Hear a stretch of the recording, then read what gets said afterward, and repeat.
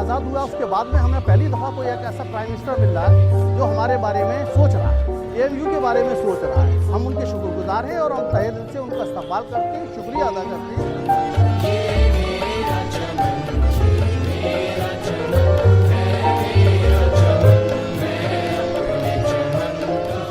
संस्था के लिए, किसी भी एजुकेशनल संस्था के लिए 100 बरस हो जाए तो ये बहुत बड़ी बात है। लेकिन ये हमारे लिए बहुत ऐतिहासिक क्षण है कि 100 बरस के सफर का साक्षी हमारे कंट्री के जो प्रधानमंत्री वो हो रहे हैं, वो इस मौके पर वो एक डाक टिकट भी जारी करेंगे। बड़ी बात है कि प्राइम मिनिस्टर और एजुकेशन मिनिस्टर हमारी इस खुशी में शामिल हो रहे हैं। हम उनके बहुत शुक्रगुजार हैं।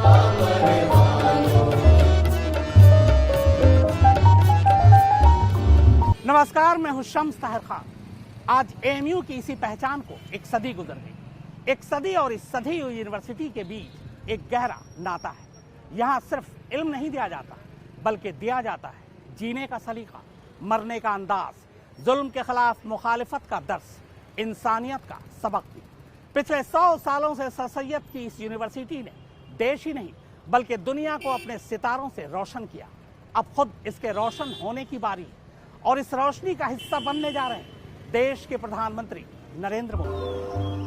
मैं एएमयू अलीगढ़ मुस्लिम यूनिवर्सिटी। लोग कहते हैं कि मैं 100 साल की हो गई। मैं कहती हूँ ये कल की ही बात है। मुझे सब कुछ याद है, वो सर सैयद का मेरे लिए दर दर भटकना।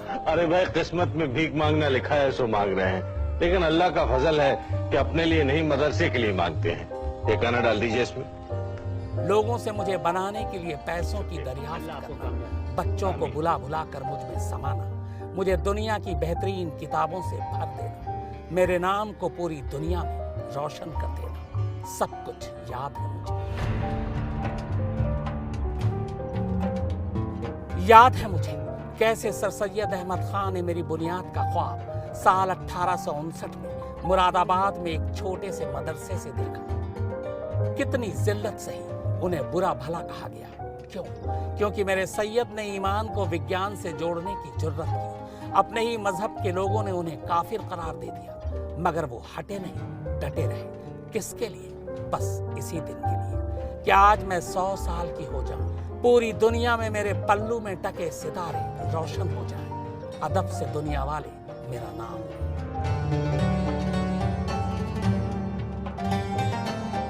ऐ काश कि आज मेरे सैयद भी होते हैं, जिस्मानी तौर पर न सही मगर रूहानी तौर पर वो इन सब के दिलों में जिंदा है। मैं इन्हें हर रोज देखती हूँ, इन बच्चों में, इन किताबों में, इन खेलों में, इन सड़कों में, इन आलिशान इमारतों में।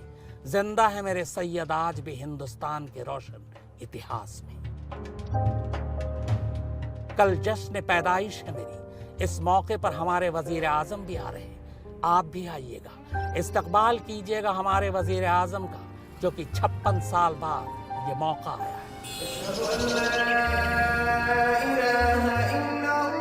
जब हमारे आंगन में मुल्क के वजीर आ रहे हैं, इससे पहले शास्त्री जी आए थे।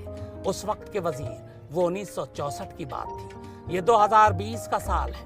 बहुत कुछ बदल गया, मगर मैं आज भी वैसी ही हूँ। लाल सुर्ख जोड़े में इल्म और अमन के सफेद गोटे के साथ मैं एएमयू अलीगढ़ मुस्लिम यूनिवर्सिटी।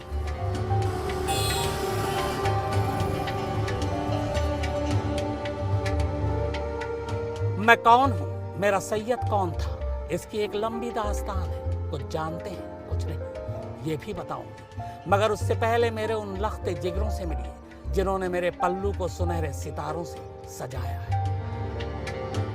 मेरा खान अब्दुल गफ्फार, मेरा जाकिर हुसैन, हामिद, शेख, मुफ्ती, आरिफ, साहिब सलाउद्दीन मोहसिना किदवई, मोहम्मद अमीन दीदी तो मालदीव का पहला राष्ट्रपति तक बन गया। सियासत में तो बहुत से ऐसे हैं जिन्होंने पूरी दुनिया में मेरा नाम रोशन किया। मुमकिन है कि आज के नौजवान इनमें से कुछ को न जानते हो, मगर रुपहले पर्दे पर जिन्होंने नाम कमाया उन्हें तो वो जानते ही होंगे।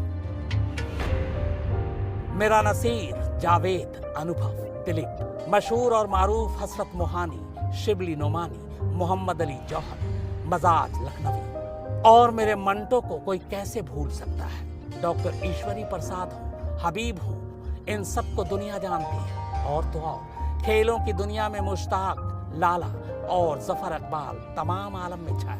बहुत लंबी फहरिस्त है, किस किस को गिनाऊं, किसे छोड़ूं, लेकिन मेरा जिक्र हो और इल्म की दुनिया में नाम रोशन करने वालों में मेरा नाम ना आए, ऐसा कैसे हो सकता है?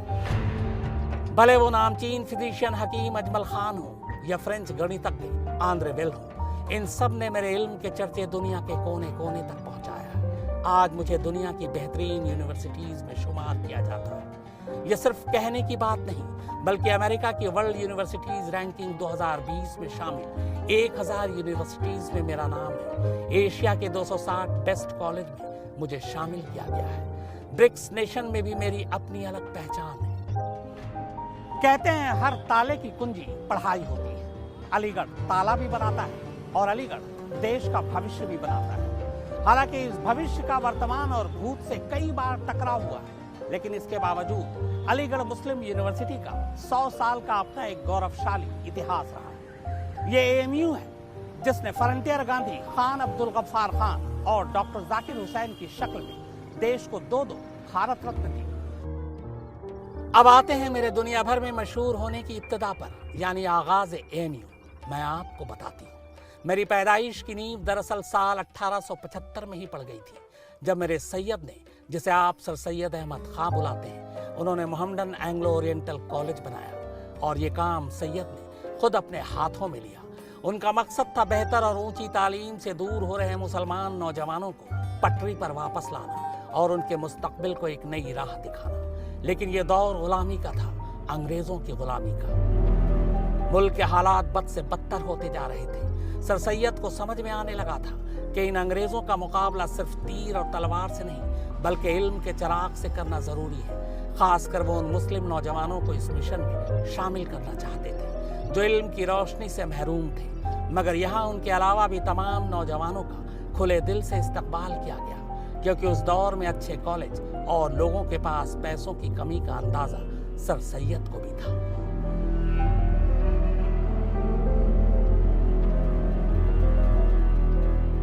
चूंकि सर सैयद दुनिया घूमे थे और उन्होंने विदेशों में हो रही पढ़ाई का अंदाजा भी लगा लिया था, लिहाजा वो समझ चुके थे कि इन अंग्रेजों का मुकाबला करने के लिए हमें उनके मेयार तक पहुंचना ही होगा, और यहाँ तक सिर्फ और सिर्फ इल्म के रोशन रास्तों से ही गुजरकर पहुंचा जा सकता था। इसीलिए उन्होंने इसे ही अपने जीने का मकसद बना लिया।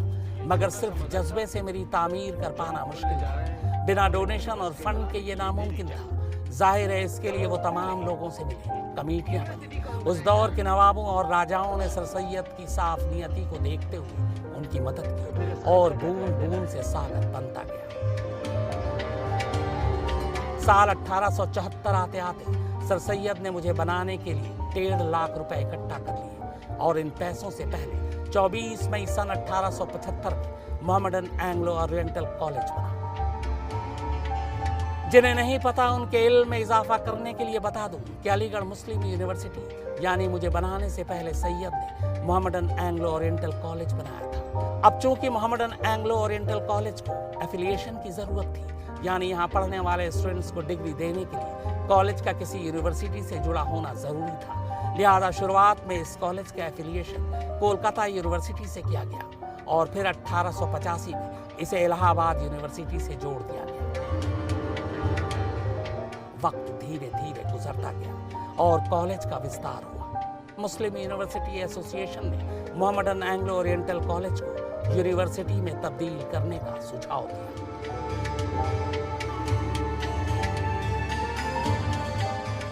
इस मांग को अमली जामा पहनते पहनते 20 साल गुजर गए और आखिरकार साल 1920 में ब्रिटिश इंडिया गवर्नमेंट ने अलीगढ़ मुस्लिम एक्ट के जरिए 6 दिसंबर 1929 को मोहम्मडन एंग्लो ओरिएंटल कॉलेज से अलीगढ़ मुस्लिम यूनिवर्सिटी यानी मुझे बनाया, और इसके साथ ही मेरी तामीर के लिए ब्रिटिश सरकार की तरफ से 30 लाख रुपए भी दिए गए, और आधिकारिक तौर पर मोहम्मडन एंग्लो ओरिएंटल कॉलेज 17 दिसंबर 1920 को अलीगढ़ मुस्लिम यूनिवर्सिटी के नाम से जाना गया, यानी यहीं से हुई मेरी पैदाइश।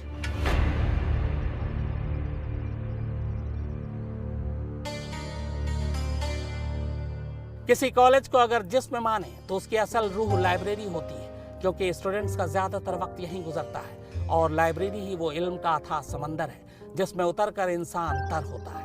लिहाजा मेरे सैयद ने अपनी पूरी जान मेरी लाइब्रेरी को दुनिया भर की किताबों से भर देने के लिए झोंक दी। इतना ही नहीं, सैयद ने मुसलमानों में औरतों को इल्म से दूर रखने की कुरीति को तोड़ा और उनकी शिक्षा पर खास जोर दिया।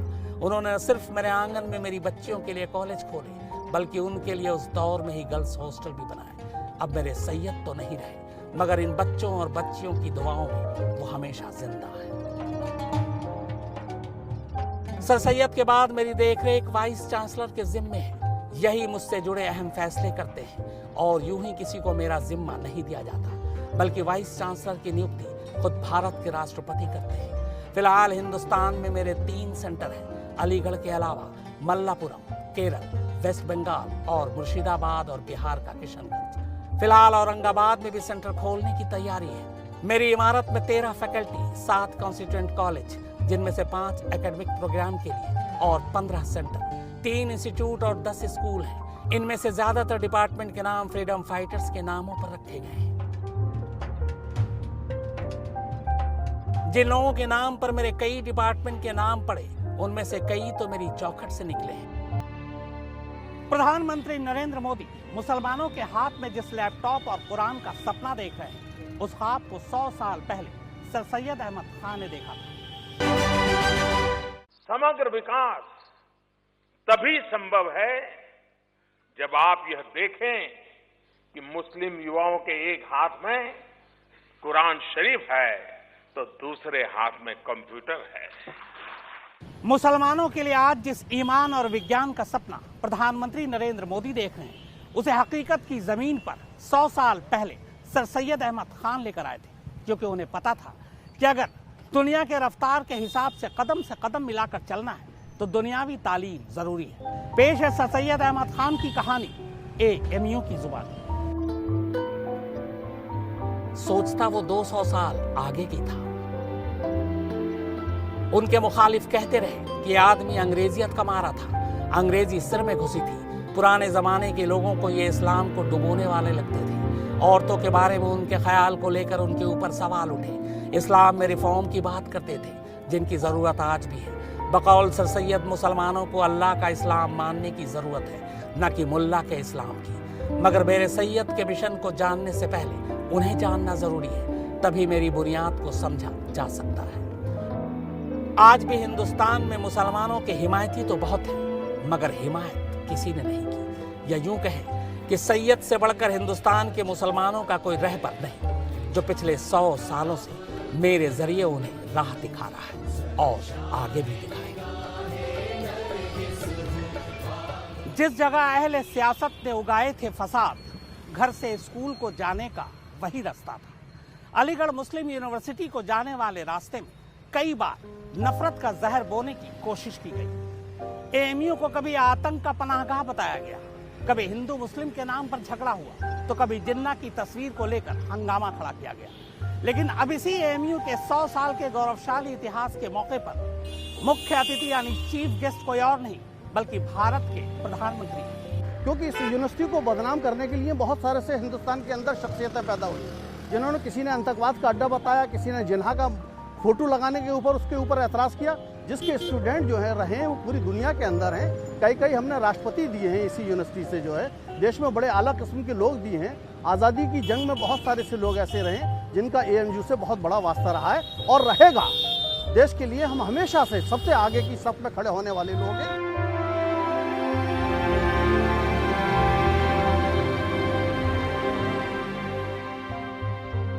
हालांकि 1930 के दशक के आखिर में मुझ पर इल्जाम लगे, मुझे विवादों में घसीटने की कोशिश हुई, और ये सब इसलिए हुआ क्योंकि उस दौर में हिंदुस्तान से अलग पाकिस्तान की मांग जोर पकड़ रही थी। मगर मैंने जल्द ही इन विवादों से खुद को बाहर निकाल लिया। आज भी मुझ पर कई इल्जाम लगते हैं, कभी पाकिस्तान तो कभी जिन्ना के नाम पर। मगर जिन लोगों ने मेरे आंगन में तालीम ली है वो जानते हैं कि मेरा दिल तब भी और अब भी हिंदुस्तान के लिए ही धड़कता है। ऐसे न जाने कितने दौर देखे हैं मैंने, वो भी गुजर गए, ये भी गुजर जाएगा। जो कि इंसान मरते हैं, इल्म हमेशा जिंदा रहता है। तो AMU के 100 साल पर यह थी हमारी खास पेशकश। देश और दुनिया की बाकी खबरों के लिए आप देखते रहिए आज तक। नमस्कार, मैं हूं अंजना ओम कश्यप। हमें उम्मीद है ये वीडियो आपको पसंद आया होगा। लेटेस्ट खबरों के लिए यूं ही देखते रहिए आज तक, और इस वीडियो के पसंद आने पर लाइक, शेयर एंड सब्सक्राइब करना ना भूलें।